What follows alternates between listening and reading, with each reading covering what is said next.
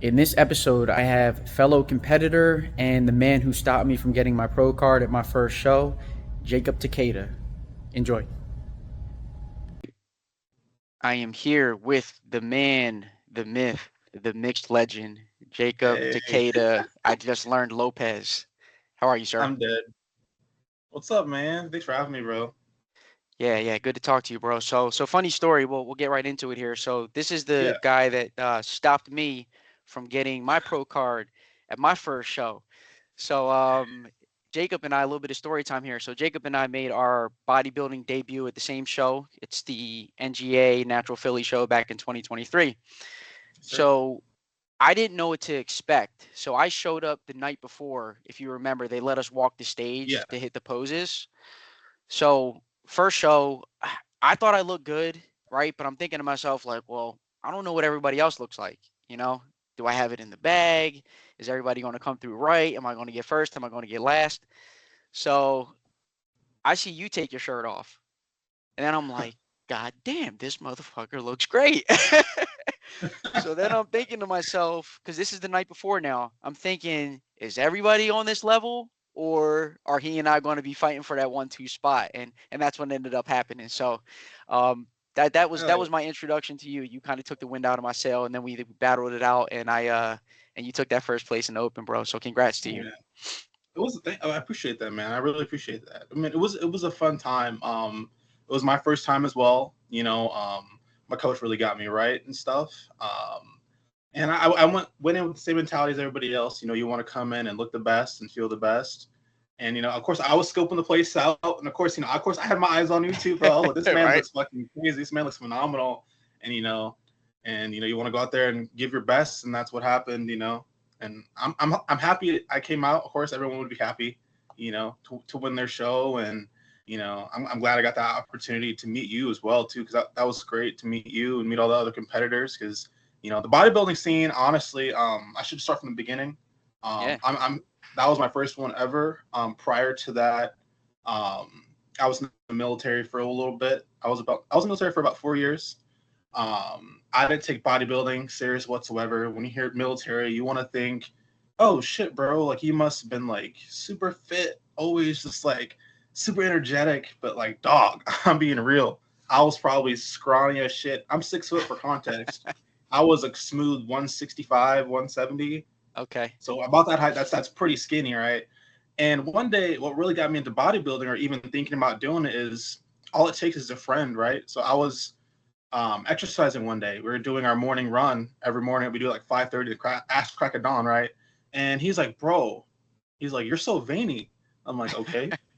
Well, what about it? He's like, dog, like you ever thought about doing bodybuilding? I was like, not really. He's like, dude, you should try it, man. Mm. I'm like, I don't know about that. But over time, we got to know each other more. More people actually started pointing it out. I was like, dude, like not on some weird stuff. Like, to be honest with you, bro, if you were to try it, you ever thought like lifting weights, try to get bigger, like you would look great. And I never gave it any thought, never really gave it any knowledge. Excuse me. And I was like, you know what? Let me try it.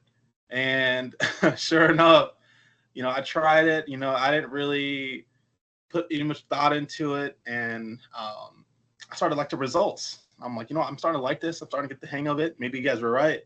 And sure enough, just like everybody else, it becomes an addiction, right? You can't get enough working out. It becomes like an everyday habit. And I guess I stuck through with it. And my friend always likes to take credit for it. To this day, he hits me up. He's like, bro, what did I tell you, man? Like, what did I tell you?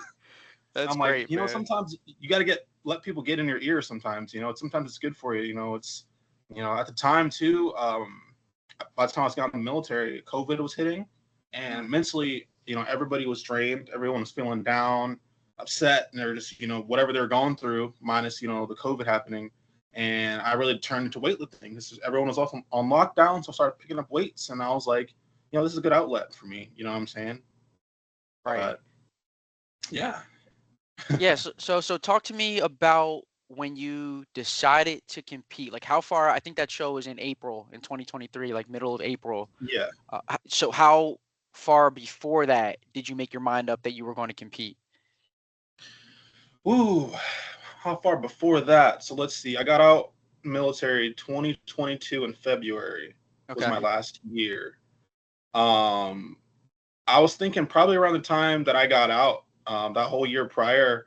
Um, yeah, I would say about probably about a year and a half until I decided that I wanted to do it. This was when I had a little bit more muscle. I started putting on a little bit more weight. People can like actually be like, "Oh, bro, you lift," and make slight jokes like, "Oh shit, like you look like you lift. How much you benched? What 400?" Or I'm like, nah, dog, chill out. Right? You know, you always get that people at the mall or just random people come up to you on the street and be like, "Oh, like look at you, Mr. Macho Guy," and you're just like, "Oh, ha ha ha," you know. Yeah.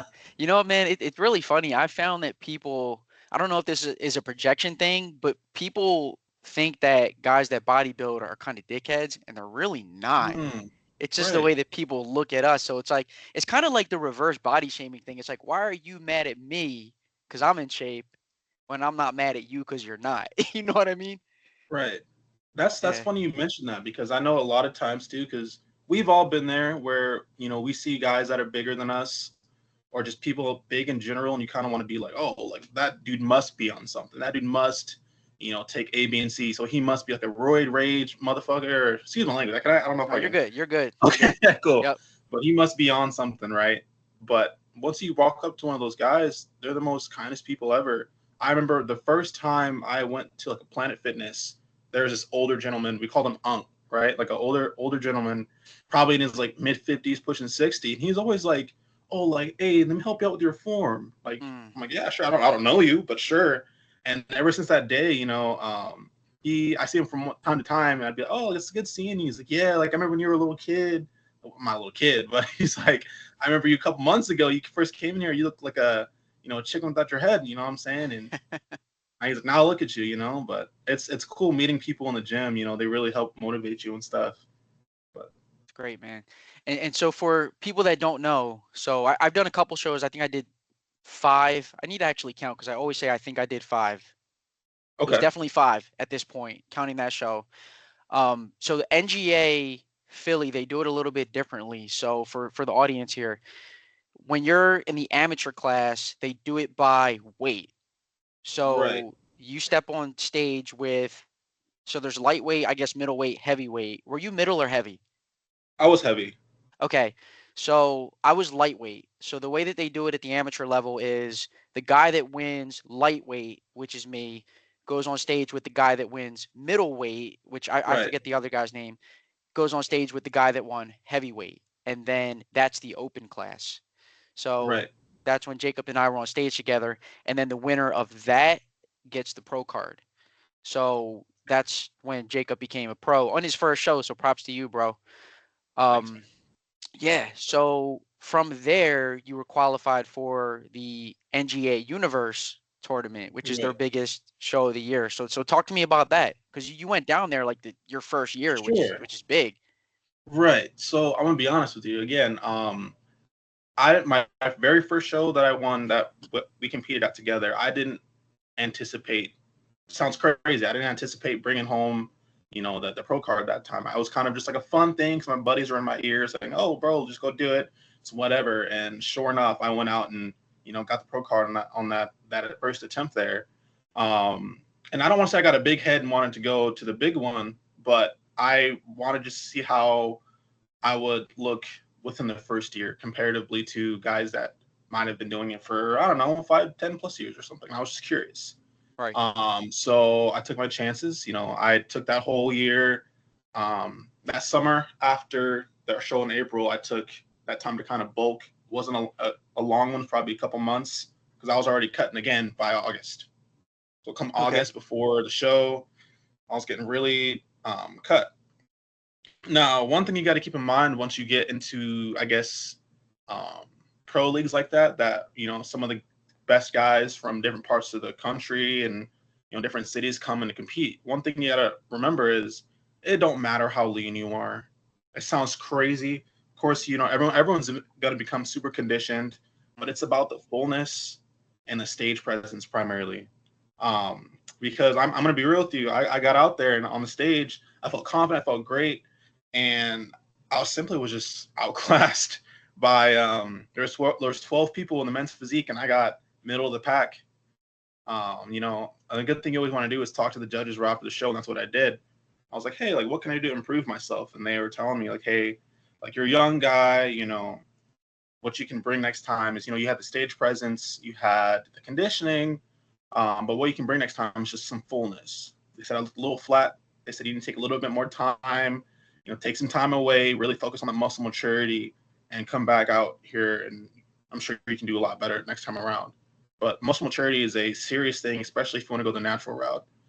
Obviously, you can take cheat codes. A lot of people are all, especially the younger guys like my age and younger that are still in college, still want to, they see all these Alex Eubanks guys and all like the Trend Twins and all these younger Right. dudes, and they want to hop on juice and look like them, but it's, you don't have to, man. It takes a longer time. If you have the right training, the right mentality, I hate to say it, also the genetics to do it, then you don't got to go the route of steroids. Just take your time, and eventually you can, attain your goal. You know what I'm saying? Yeah, so I just had this conversation with someone that competed at the NGA show this year, a younger guy. You're 23, 24?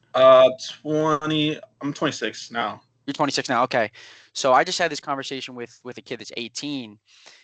I Oh, think, yeah, there were some young bucks there, man. So I think that NGA show is a little bit of a gift and a curse. So I think it's a great first show for anyone out there. But sure. I know me personally, like so I've done it 2 years. I won lightweight each year, and there were enough guys in lightweight. I got second and open again this year, but there were enough guys in lightweight that I got the pro card because I won that class. And that show, like, I don't want to disrespect any of my fellow competitors. I know what goes into it. Anyone that steps on stage is in a rare class of human being that most people will never be at. Right. But the level of competition at that show is not what you experience elsewhere. So I had a couple humbling experiences this year. So I did my first pro show with a league called AMBF. Are you familiar with them? Yeah, a little bit. I've heard of them. Yeah, yeah, you should check them out. That's a good league. So I did my first pro show in New Jersey. There were 4 pro men's physique competitors. I got third, but I tell people I was closer to fourth than second. So Mm, there's definitely a different level to this that right. if your first couple shows are a smaller show, you might be feeling yourself a little bit too much, Right. right? So it's good to see what else is out there at a natural show. Makes you want to up your game is what I'm getting at. Right. And I totally agree with you, man. Like you got to realize where you're at. You got to be realistic, set realistic standards before you just throw yourself in the dark, to the dogs. You know what I'm saying? Is the way I would say it. But I've considered wanting to do other pro leagues eventually, but I just told myself after the show, because this show was last year in October, I believe. But Okay. ever since then, man, I've been really focusing on getting a bulk. I was the lightest I've ever been. I was about 173 on stage. Mm, I felt super lean, felt like I wanted to, I just didn't feel good. I look good, but you don't feel good. It's not a yeah. natural thing that you want to sustain for long periods of time because Right. you'll feel awful, right? You'll feel groggy, fatigued, right? But I'm about 210, give or take, right now, so I'm up a decent amount of weight for the time being. But like I said, this whole back end of the year, just focus on bulking and bulking and making sure that I come out ready for next year, man. And I want to try my hand at some other leagues that you were mentioning and stuff too. And I want to stay as natural as long as I can too, because I got obviously when you get bigger, you'll get more people saying, "Bro, look, are you on stuff?" or "I want to get you on stuff." And people don't realize that's when you get on stuff, it doesn't matter how small of a dose it is. That's like a lifelong commitment, man. That's the moment you hop off that, you got to get like test boosters and stuff the rest of your life. By the time you're 40, 50, you're gonna have some fucking problems. And like, am I ready for that right now or ever? I don't know. I don't think so. You know what I'm saying? So I'm gonna try Yeah. to stick this out as long as I can. But I want to be competitive. I want to, be up there with the best, I guess. That's what everybody strives for, right? Be the best in a natural way if they can. Yeah. So I spoke with another guy. I think it was the second episode. A really nice guy named Glenn, and he pointed something out to me that really resonated. So NFL, right? You have say 50 people on a team. 50 guys win that day, right? Bodybuilding, one guy wins. So, Right.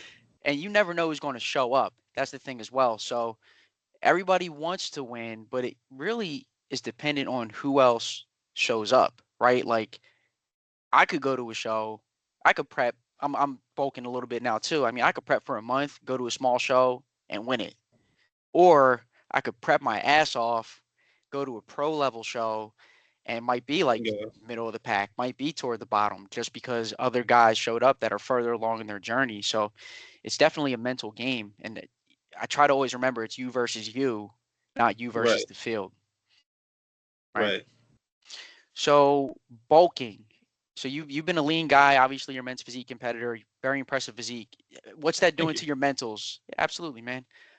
Carrying that extra weight. So you're north of Whew. 200 pounds. How are you handling that?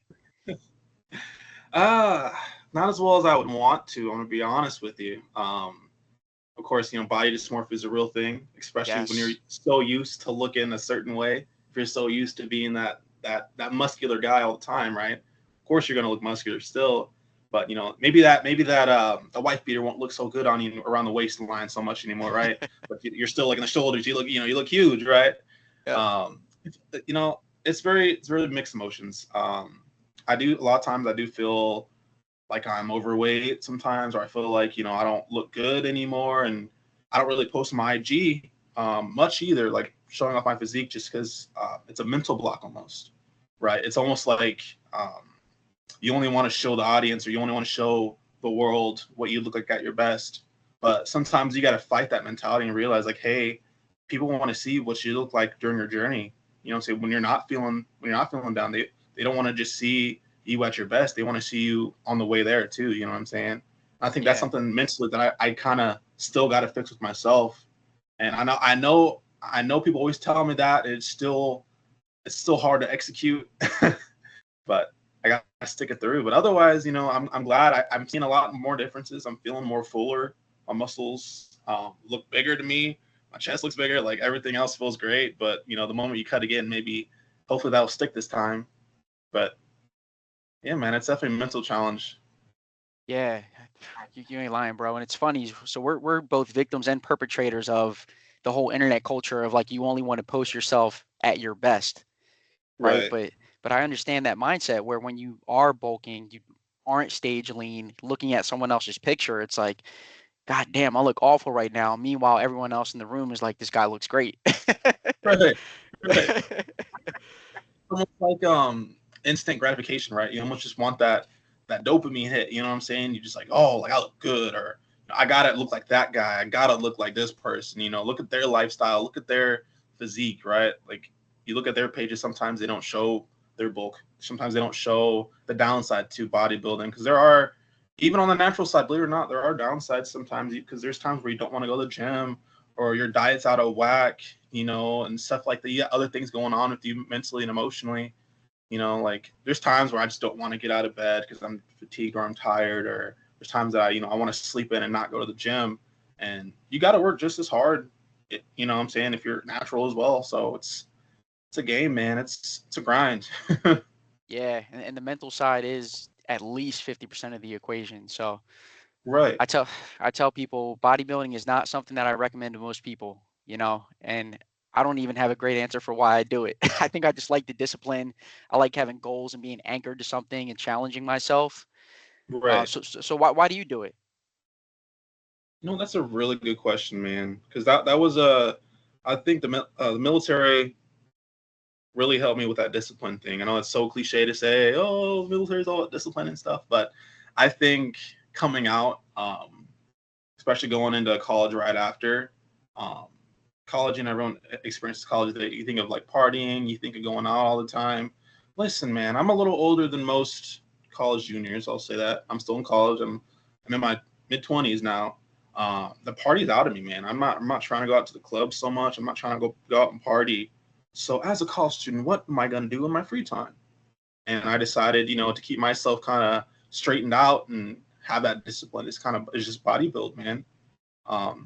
Just that makes me feel good about myself. Not only feel good but look good too. I want to be young. I want to look young. I want to feel young by the time I'm older too. So why not just start this out now? And you know, yeah, I guess that's what kind of got me into it. Yeah, that's great, man. Well, you're doing something right, bro. I am not looking Appreciate forward to you together. returning to. Oh, no doubt, man. If you want to bulk for next year too, I'm trying to win a couple shows, and I don't need you in my Hey, way. I'll tell So you this though. Hey, I didn't even tell you this. I'll be in Japan for next until the end of this year. So I might be out there again towards beginning of next year as well. So I'm doing a semester study abroad out there. So hey, got in tune awesome, with the culture. You know what I'm saying? bro. I need you to get in tune with the food of your culture. Get up to like 350. Stay right around there. All right. Yeah. Let Bro, me if I get a could, I couple would. shows and then come back. I fucking did. That's funny. Oh man, I love it, bro. All right, man. Well, listen. I don't want to keep you for much longer. Let everybody know where they can find you online on your socials. Yeah, man. Check me out. My name is Jacob Takeda. Jacob with a K. That is Jakob. Last name Takeda. Takeda. That is Jacob Takeda. And that's me on everything. All I have is like Instagram and I mean, if you're old, sure, Facebook, but I don't check that. Yeah, But yeah, solid. man. All right, everybody. Well, he is Jacob Takeda, friend, competitor, rival, all the above. You put those away, man. It's my show, not yours. All right. He's always coming through right. My man on the bulk. This is Dave. We're going to sign off here on the Reason That Reps podcast. Stay fit, stay free. Peace. Peace.